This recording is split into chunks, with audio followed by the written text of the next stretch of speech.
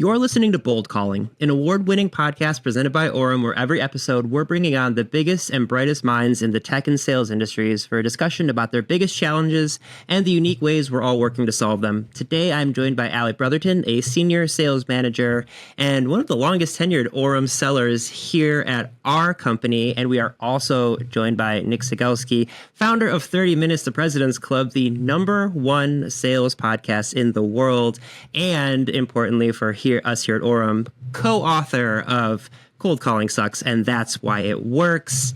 Thank you, Allie and Nick, for joining me today. I'm happy to be here. You said biggest and brightest minds, and so I'm glad we have Allie to sort of carry us in that element of the conversation, and I'll try to provide comic relief as appropriate. You know what? We all have our station in life, Nick, and I'm just glad that, we all kind of know where they're at. All jokes aside, Nick and Allie are here because the topic we will be discussing today is self-sourcing specifically for account executives, something that I know you both have experience with and have talked a lot about. And the reason why I want to talk about this is in the 2024 State of Sales Development Report that we released, we are finding that on average, every single SDR is now responsible for building pipeline for at least 4 account executives, if not more. And 72% of sales leaders are saying that their account executives are already self-sourcing more than they were in previous years. So if you're an account executive listening to this and you're not self-sourcing now, you're going to be soon. And so want to give you a kind of playbook, a guide, best practices on how to do that and how to get comfortable with the process. So the first thing I want to ask, we're going to start with Allie here. This will be maybe a little bit of an Orum specific answer, and that's okay. But when you're working with account executives, what's a realistic expectation for how much of their own pipeline they should be sourcing? I feel like that's a good place to start.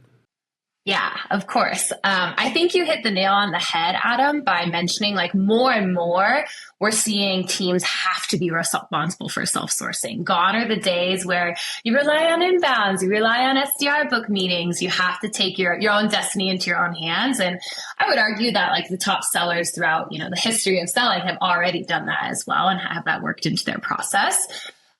It is tough to put an exact percentage or number on it because every segment, every company, every business is going to be different and every person is going to be different. But I would say by and large, at a minimum, and especially in meeting with a lot of clients on the Orum side, we're seeing teams are responsible for around 30% at least coming from self-source meetings. Here at Orum, sometimes we range more towards that 50, 60%. And a lot of our customers that we're meeting with as well are close to that 50, 60%. That being said, again, it does really vary based on segments and based on your conversion. And so what I encourage my reps to do and what we do at the start of every quarter is run through your funnel math of sales. So for example, let's take your win rate. Let's take your average deal size. Let's take your stage conversion. And maybe your goal is not to hit 100% of your number, but you want to double your number. Let's put that ACV number in the math of sales and work backwards and get really specific with how many demos or how many SQLs, however you classify it, you need in order to hit that goal. And then I would look at historical data and understand how many of those opportunities in the last year or the last quarter have come from marketing, how many have come from SDRs, and then you can determine what that gap is.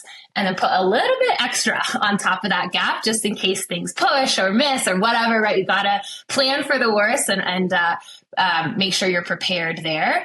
But that would be my advice to everyone is rather than throwing out an arbitrary, 30%, 40%, 50%, where do you want to be? What are your personal goals? And then work backwards into that number.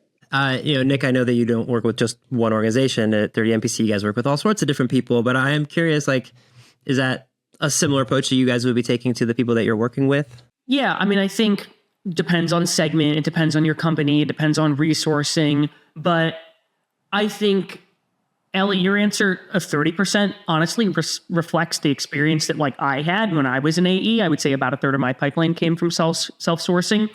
I would say that unless you're in a really, really enterprise sale where you have 3 accounts, you're responsible for Apple, Google, and Amazon, and you're expanding and you're meeting with the CIO there. If you're in a real mid-market sale, I would say I'm going to think about those less of a pipe percentage number. there's no reason that as a upper mid-market AE and down, you can't be consistently, even without using Orum, like cold calling for an hour every single day and hitting 200 dials every single week. If you cold call for an hour without using Orum, you should be able to hit 40 dials. I don't even know what the numbers are. I think it depends with Orum, like how many people you have a dial at once, like the lists that you use. But like, I think the bigger theme that I'm seeing is more and more teams are using the phone for outbound pipeline sourcing. I do not believe that you can rely on email and LinkedIn as much nowadays because there's so much AI crap that is just totally bombarding our prospects. And one of the last ways that we can actually cut through is by doing the hard thing that requires interpersonal risk, which is picking up the phone and calling somebody. So maybe not the exact answer to the question that you asked, but yeah, the phone really, really matters, Adam and Allie. Yes, the phone matters. The phone matters. And I'll echo that sentiment. I mean, obviously, we're a little biased here since we're a phone-based solution, but a lot of our meetings come from cold calls because it helps cut through the noise, especially where teams are really relying on like AI and using that for email writing and LinkedIn, right? It's very easy to suss that kind of thing out as a prospect or as a buyer, and nothing replaces a live conversation. And building that relationship and building that rapport is going to be a lot more memorable, even if it's a no right now. They know who I am, they've heard my voice, and I can start that nurture process from there too to eventually book a meeting. Well, and even if you don't cut through the noise and book a meeting on the phone, the reality is like when we wrote Cold Calling Sucks and That's Why It Works, one of the things that the Gong data that we looked at when we wrote that book showed that was when you cold call, it doubles your cold email reply rate, even if you don't connect live on the phone, because the calls draw attention to your emails. And so a lot of sellers, they'll make 20 dials and nobody answers the phone, or they get shut down by a nasty gatekeeper, or they connect with someone and the pitch doesn't go great. It's yeah, sounds nice, but not right now. And they're like, oh, the phone doesn't work. And they're not willing to consistently go deal with the discomfort of cold calling. And so they delude themselves into thinking, you know what, instead of dialing, I'm going to go social sell more, or I'm going to triple down on hyper personalized emails, or, you know what? Like nobody answers on Fridays because people are getting ready for the weekend. So I'm just not going to call that day. And the reality is like, no matter how good you get at cold calling, and even if you use something like Orum, you're still going to deal with adversity when you cold call. But one of the things to think about is like that adversity causes a lot of your competition to give up on the phone. And so if you're willing to consistently go deal with that adversity, you will see more success than your competition because they're not even showing up on that channel. Yeah, I will say at the risk of making this an Orum commercial, which I won't do, I promise. But sorry, I'm the one thinking up there. No, I love Come this. on, Yeah, Nick. Yeah, thanks. No, thank you. I always say I think people are adverse to the phone because it's an active no versus a passive no. Like you can passively blow me off on your LinkedIn DMs or ignore my email. If you pick up my cold call and it doesn't result in a positive outcome, it is an active no where you're telling me no for one reason or another. And people do have to like start to wear armor around it. Okay, but before, I need everyone to know, I wrote a bunch of questions for Nick and Allie, forgetting that they are two wonderfully like exorbitant, talkative, knowledgeable people. It always makes me laugh when I over prepare questions and then I'm like, we've been talking for 10 minutes about the first thing. I think we're going to be just fine here. So one of my favorite things about 30 MPC, what you guys do is you always give like actionable things people can do. And so I want to steal a little bit of that thunder here and ask you both tactically, right from the jump, the first thing, you become an account executive or you are an account executive and you're like, okay, great, good Lord, how do I do this? How do I self-source? And I think the first thing really you have to understand time management. So I want to ask you both tactically, and we'll start with Nick. How should account executives approach like calendar blocking and time management so they actually do have the amount of time it takes to self-source? Yeah. So a couple things I'll recommend here. One is you have to treat cold calling almost like a workout. I see a lot of AEs when they get into cold calling, they'll make 4 dials at 9:15 in the morning, then they'll get sucked into email. They'll make 5 or 6 more at 10:45, and then they go do something else. And then they make a couple more in the afternoon, and they sprinkle their day, they pepper their day with cold calls, which kind of sucks. Like cold calling, at least for me, like it puts me in like a pretty like heightened, anxious, emotional state. And you're going to totally burn yourself out if you're like task switching all day, trying to get to your whatever dial number throughout the day. You've got to condense it just like you would a workout. You wouldn't do a set of bench press at 9 a.m. and then another set at noon and then another one at 3 in the afternoon. You would do it in one focused sprint. And so the same thing applies as it relates to cold calling. So step one is like, don't pepper your day with it. Step two is the number one way to ensure that you make time for your cold calling is to do it first thing in the morning before you do anything else. And what that ensures is that you actually get it done. If you save it for later in the day, especially if you're an AE, there's going to be like an urgent demo request that comes in, or like your boss is like, hey, surprise forecast meeting that you have to prepare for, or something's going to go awry with your kids and you've got to pick them up early. Like the reality is there's pretty much nothing that's more unpleasant than having to cold call as an AE. And so the best thing to do is like get it off your plate first thing in the morning. And then the last piece that I would recommend folks do, especially for AEs, is if you think about the elements that go into cold calling, there is the preparation for cold calling, which is like researching your prospects, segmenting your lists or list building, like getting people into sequence or cadence. And then there is the execution of the calls themselves. Those two things require very different energy states from yourself. When you're cold calling, like it's a very, very active thing and you've got to be on. When you're list building or looking for contact information or researching a prospect, like that's a more passive thing. You might throw some music on, you get a cup of hot tea.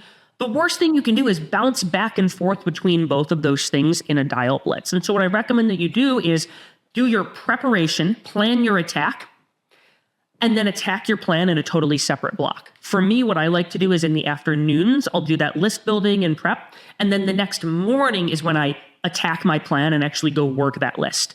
Then I make all my calls. I'm done for the day. It's 9:45 in the morning. I feel good. I've made my calls. And then later that afternoon, then I build the list for the next day. So those are three big things that I would recommend folks who are trying to fit that into their calendar as an AE. I 1,000% agree. It's that old saying of like, swallow the frog, do what you hate doing first thing. Like get that done, get that out of the way. For a lot of us, it might be cold calling. For others, maybe I'm a one-off weirdo case here, but I actually like cold calling. I don't like emailing. I don't know what it is. Something about like actually writing out a personalized email and just spending the time there. That's the frog for me. And so that's the other piece I would recommend is like identify your strengths. Where are you most comfortable and where are you finding that like your sales and your personality shines? And that's your superpower. Now go do the thing that you hate doing the most. Do that first. So for myself, how I try and structure time when I was selling and what I recommend to my AEs is like swallow the frog first thing in the morning. And then whatever comes in your day, like you just have to be diligent with making sure that whatever time you've allocated to prospecting, to finding accounts, to doing that research, I'm with you, Nick. I prefer to do it at the end of the day, and I recommend doing it at the end of the day, since usually you don't need to be in those prime selling hours to do a bunch of scraping on LinkedIn and finding them accounts. But as you're doing that, set that up for your next day so that you're using those golden hours to really execute on all of those specific tasks. I think that the hardest thing as an AE is to what you've mentioned, like as the day gets going, something's going on in a pilot or somebody has a question or it's a big demo request or, X, Y, and Z, your boss needs to talk to you. All of these things can happen. And so even though if you might have your day planned to a T, something is going to probably pop up. And so I also recommend like we have to be flexible and adaptable. At Orum, like we run pilots of our software. And so oftentimes when we're running multiple pilots, our days get really busy. And so maybe my prospecting block for that day, I don't get it fully done. Dedicate that and make sure that you're moving it to the next day.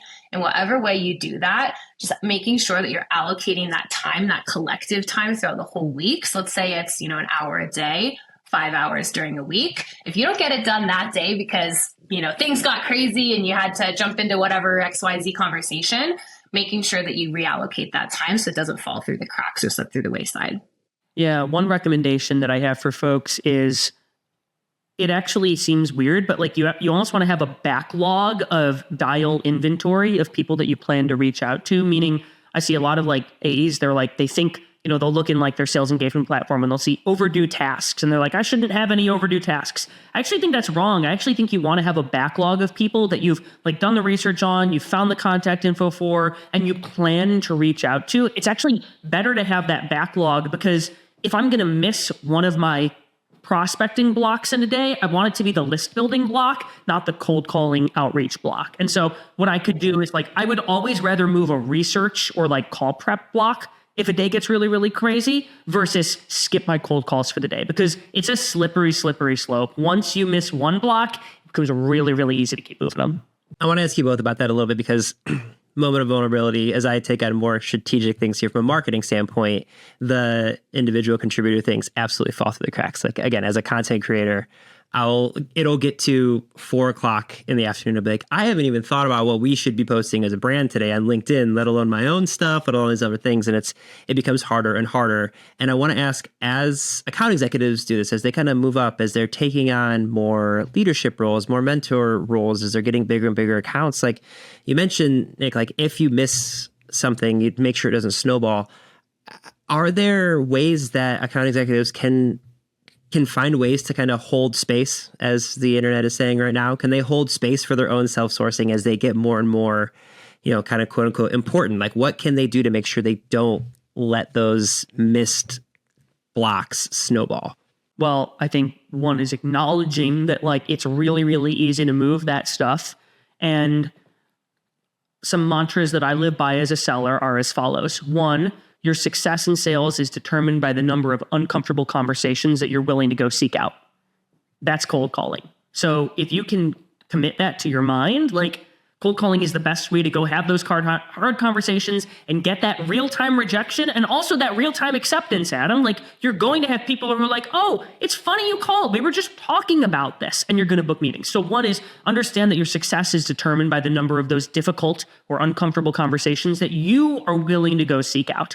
The other thing is, I believe the great sellers are really, really disciplined. And my definition of discipline is doing what you don't want to do when you don't want to do it. And 90% of the time for me, that's picking up the phone and cold calling. I don't want to do it, and I definitely don't want to do it right now. But I know to succeed in sales, I have to be disciplined and I have to do that thing. And I give myself reminders. Like I literally have on my calendar every single quarter, I have a reminder that says like, do not take your foot off the gas with your prospecting, because the outbound that you do right now is going to turn into the deals next quarter. And I made that mistake once as an AE, and it sucked. Like the quarter after I took, I will never forget, it was Q4 2020. And I was closing business like crazy. Like I think I probably closed $700,000 of net new business at this legal tech it wasn't a startup, this legal tech company I worked at. And it was wild. I mean, I was in back-to-backs all quarter. And I stopped prospecting. I stopped hitting the phone. I stopped reaching out on email. And then I closed all of this business at the end of the year. And then Q1, I looked at my calendar and it was empty. And I had to do twice as much outbound prospecting to make up that gap. And so like the suck is going to be there regardless. It just depends. Like, do you want to deal with double the suck in the future? Which frankly is going to be even bigger because you have the pressure of not having that pipeline. It's not so bad to like stay in shape if you're in shape. And I think about the same thing with your pipeline. It's like, if I have a pretty healthy pipeline, it's not so bad to do an hour a day. If I've got an empty calendar, it's brutal to try to make that up before I get put on a PIP. Yeah. Allie, what do you think? Yeah, no, I'm 100% aligned. I think sometimes we look for magic bullets, and there really isn't a magic bullet. You just have to do it. You just have to stay diligent, and you just have to honor and respect that time. And yeah, I mean, it hurts, right? I think every seller at some point in their career has taken their foot or let that slip through, and it will come and get you. And it's, to Nick's point, it hurts doubly as bad when it builds up, right? When it builds up and builds up and builds up, and then it's this big, massive mountain that you have to climb for self-sourcing. Versus if you just continue to eat the frog, in small little bits every single day, it's going to be much easier for you to get to whatever your goal is. But yeah, I don't think there's a secret, sauce or a magic bullet. You just got to do it. You just have to put the time in and be diligent about it and respect that time on your calendar. I want to ask it, not that these are magic bullets, since you just said there are none, but, sourcing prospects, building out those lists like we've been talking about for a little bit here, it's a core role of both the SDR and the AE role, but SDRs, they can spend hours doing this to get the prospects that they want and they need, and AEs just don't have the time. So where would you both say, and Allie, we'll start with you on this, like, where are some areas you identify as kind of quick, reliable places to build prospecting pipeline as an account executive? Yeah, I think this is super important. There's two keys to success, right? We have to focus on finding the right types of accounts and the right people within those accounts. And I've seen AEs, in previous lifetimes where we are prospecting a bunch, we're putting in the activity, but if we're not focusing and we're not finding the right accounts, it doesn't really matter. And it's not going to lead to meetings, or if it does, it's not going to lead to the right types of meetings. So the first thing, if you only have a small block of time, is be very, very diligent with getting comfortable and understanding what your ICP is. And my recommendation on how to find that out would be like ask other people in your company, look at the deals that you've closed in the organization, and also your most long-term clients, and what are the characteristics? What industry are they in? How big of a company? How many, X, Y, and Z personas do they have? And then go and find some of their competitors. One of the things that I'll do is go on like G2 reviews and look at alternatives to X, Y, and Z solution. Because if it was a great fit for X, Y, and Z client who's been with us for 10, 20 years, whatever it is, it's probably going to be a good fit for their competitors as well. And so that's my first piece of advice, is take the time. It might feel like it's tedious, but that's really good time spent. And so take the time to find the right types of accounts that, if you could only close one deal, like would make your year or something along those lines. Find that first account. And then the second piece I would share is really focusing on some of that low-hanging fruit as well within that bucket, right? Still staying in terms of that ICP account bucket, but what are some referrals that you can generate? What about closed lost opportunities? If you're a new seller joining a new company, what about old inbound leads that never converted or never, came to fruition? Those are all great, low-hanging fruit pieces where they have some kind of familiarity with your company, with who you are, what you do. And then the other piece I would mention too is upsells. If that's a part of your, comp and your structure, upsells and expansion opportunities into your current existing book of business, that's going to be a really great way to break in and hopefully generate some quick ARR as well. Yeah, I think obviously like the low-hanging fruit of closed lost, former customers, seeing people who used to use your product and then changed jobs who might be able to buy it at their new company. I think some other places I would recommend people look at your executives' networks, and you can actually do this by having your executives, they can export a list of all of their LinkedIn connections. And I would do this on a quarterly basis, is get that LinkedIn connection list and have your team go through it and find who do your execs know that they can get warm introductions to. That's a really, really awesome path in. Another one is if you use LinkedIn Sales Navigator, you can see people who are following your company on LinkedIn. So if I worked for Orum, I would go and I would see, okay, who's following Orum that's on my target account list? And then to the point of referrals, I think, I hear that advice again and again and again, mind your networks, work referrals, et cetera. And I see a lot of sellers not really know how to do it. And if I think about asking for referrals, the wrong way to do it is to ask Adam, hey, Adam, do you know anybody who might be in the market for Orum that you'd be able to introduce me to? And that's what a lot of sellers think asking referrals is asking, hey, Adam, do you know any, VPs of sales who might be in the market for Orum? And what that requires Adam to do is scan his entire mental Rolodex of everybody that he possibly could know, and then cross-reference that against who he's spoken to recently who has expressed a need for something like Orum. And then he has to think, do I want to put Nick in front of that connection of mine? And even if you really like me, Adam, that sometimes is a reach, because I didn't really come to you with intent. I was like, hey, do you know anybody? I came to you in a really, really lazy way. And I don't think that's a great reflection of Adam to just throw me over the fence, and have me go talk to one of his peers. Instead, my recommendation with referrals is you need to almost treat referrals as another outbound channel from like a messaging perspective. And what I mean by that is when you are outbounding somebody, you have a target in mind, the person that you want to talk to, and you have a reason for why you want to talk to that person. And so, Allie, if you were my prospect and Adam was our mutual connection, I wouldn't just go to Adam and be like, hey, you know anybody? I would say, hey, Adam, I see that you're connected with Allie. I'm hoping to talk with her because I saw that she just hired 6 SDRs. And typically when I'm talking to a VP of sales who is growing their SDR team, a big focus of theirs is having more success on the phones. And Orum would help them for these 5 reasons. I know that like it's a big ask to ask for somebody for a warm referral to their network, but I guess if I ghost wrote a message for you, would you be willing to pass it along to her?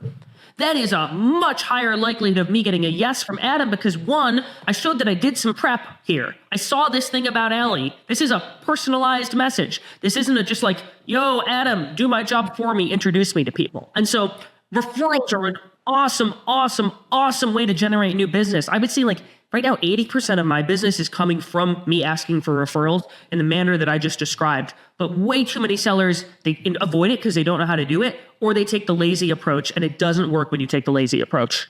Yeah, that professional podcaster here. This is our next topic anyway. So thank you, Nick and Allie, both of you. Allie, I want to hear your thoughts on this. Like, how do you coach your team here and for your own experience? Like, how do you approach referrals in a way that doesn't feel, like Nick said, in like a, oh man, do you have anybody I could talk to? Desperate feeling. How do you approach it?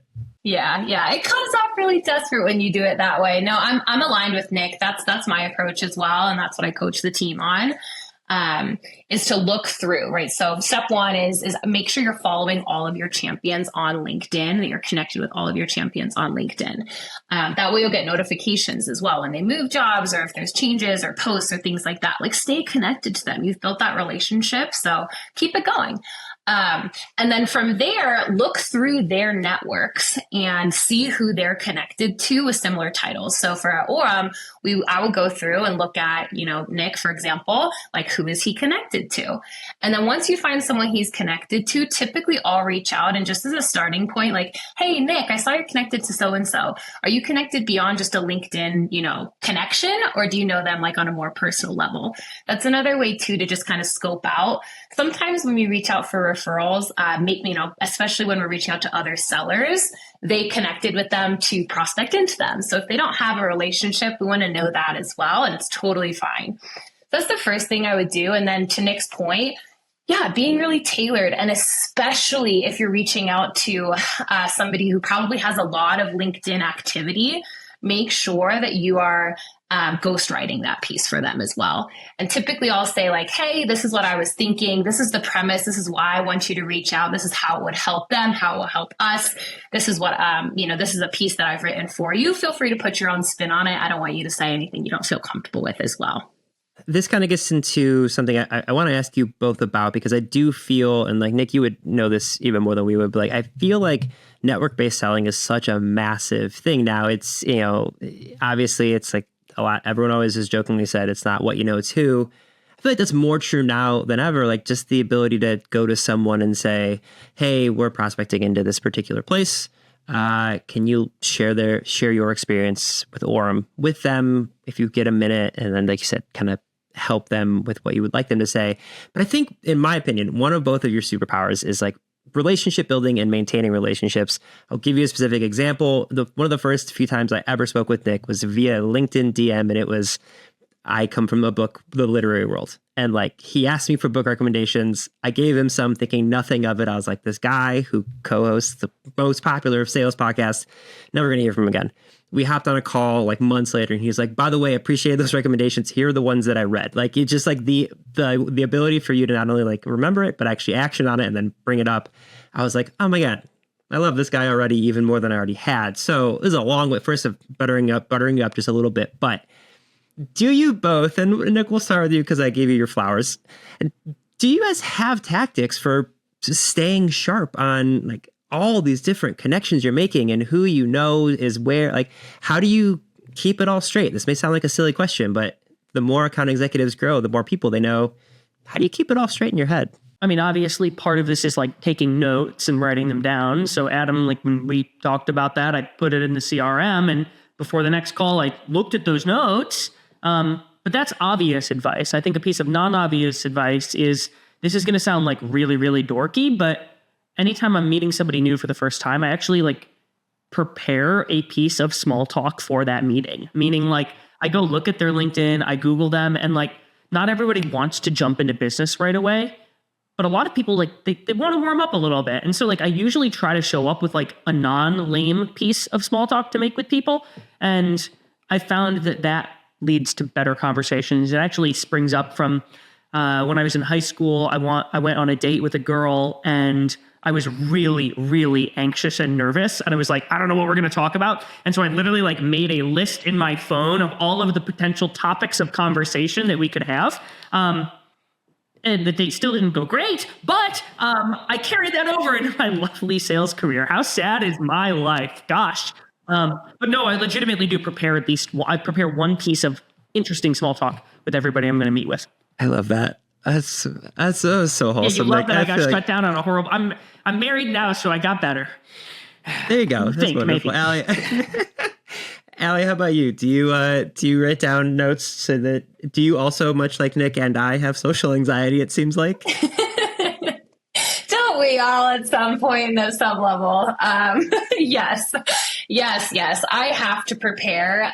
Otherwise the anxiety creeps in, right? The cure to anxiety is action. And so the more you can do research, the more you can prep. And specifically when you're meeting with new people, whether it's on a demo or in a podcast setting or whatever it looks like looking at their LinkedIn, seeing who they're connected to. There's so many little things that you can look at, but I find that, I find that in conversations oftentimes like, oh, I know so-and-so, or, I have this in common with you, that already automatically just builds trust with them. But in terms of keeping track of where people go, I think it sometimes can be difficult. And so making sure that you're just a diligent note taker is like step one, so that you're keeping yourself on track and keeping everything top of mind.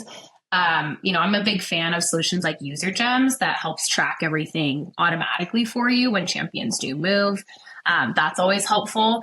And then at least like once a quarter, if not every other month or so, I would go through all of my close one opportunities and just look at my champion and look at their LinkedIn and like be diligent about it. Take the time and dedicate that and see like what's going on in their world, what's going on in their life, like what's happening. And do they know anyone that I'm connected to? Or are they moving? Or are they hiring? Or little things like that. And if you take that time, again, at least once a quarter to just stay in touch with people, they remember you. And then referrals start coming to you naturally as well. I'll give you an example. At Orum, we do live cold calls on our demos, which is like a super memorable, fun thing.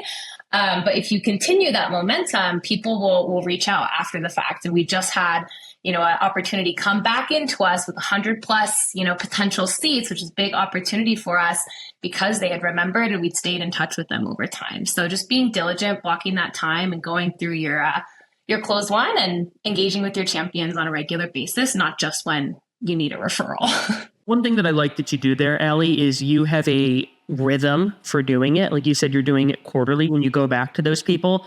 I think just like we talked about time blocking with your outbound cold calls, same thing applies here. I think it's a poor use of your time to say, oh, I thought about Adam today. Let me go do that warm touch. Don't get me wrong. If that comes up and you have a real reason to reach out, do it. Don't be like, I have to wait till the next time in my rhythm or cadence. But on a quarterly basis, that's a great way to say, I'm going to put an hour on my calendar once a quarter. And that's my blitz for reaching out to close one customers. And I think that's a really, really smart way to think through that. Thank you. I appreciate that. I think a common misconception of salespeople is we wing it. They're just naturals at conversation, or they're just naturals at X, Y, and Z. But in my experience, yes, right, that does play some of a role. But at the end of the day, the best sellers have a plan for every single thing that they do. They're prepared. They have a structure. They have a cadence and a sequence for everything to make sure that things don't slip through the cracks. Because when you're juggling 100 things a day, it might be, maybe you have a superpower brain, but I don't. So I have to write every single thing down and leave multiple different reminders for myself to make sure I do it. Okay, I have two last questions for you. One is not entirely specific to this conversation, so I'm going to we're going to skip to the very last one from a timing standpoint, and I'm going to maybe turn the other one into a piece of content if we have a few extra minutes after. So we're going to jump to the end. That's an Easter egg for people listening to the podcast. If there is one thing AEs should take away from this conversation is something they can start doing today. Of course, we want them to do all of the things we just suggested. But if there's only one thing, Allie, what is the one tip you want account executives to walk away with right now? Yeah, the one tip is get focused on when we're speaking about self-sourcing, don't feel like you have to cast a super, super wide net to be successful. I think that it's more important to focus on the right types of accounts so that when you do break in, that energy and effort that you've been putting into it, maybe it's not the first cold call, maybe it's not the second, maybe it's not the 50th cold call, but once you do break into that account, you know, this is going to be a great account for me. It's going to be a great account for my company. And like, I have a high propensity and likelihood to close this deal. I think it's really easy to spend time spinning our wheels on prospecting and not necessarily getting the outcome or the conversion in our actual closed month business. So that's my takeaway is spend time getting really tight on what the right accounts are and what the criteria is that you need to be looking for to find those accounts. Nick, what do you think? I think I want to talk about the referral piece. And the piece there is oftentimes when folks think about their outbound prospecting, like we talked about the targeting, Allie, but I think what a lot of salespeople think the only thing that really matters is like, does their message resonate? But one of the other things to think about is like, there's two things that a buyer would be evaluating when they're deciding whether or not to take a meeting with you. It's your message, and it's also like where that message is coming from. And what I mean by that is like, I can have a really, really great reason for reaching out to somebody. I can have a very tailored pitch. But like, there are some buyers where like, if I go through cold outreach, like it's not like they're not going to give it the same weight as if it goes through a peer. Meaning a cold call from me to Allie might resonate less than the exact same message coming through Adam. And so what I would recommend is that's not advice to say, don't do your cold outbound prospecting. Wrote a book about cold calling. We're here on Orum talking about like cold calling, whatever.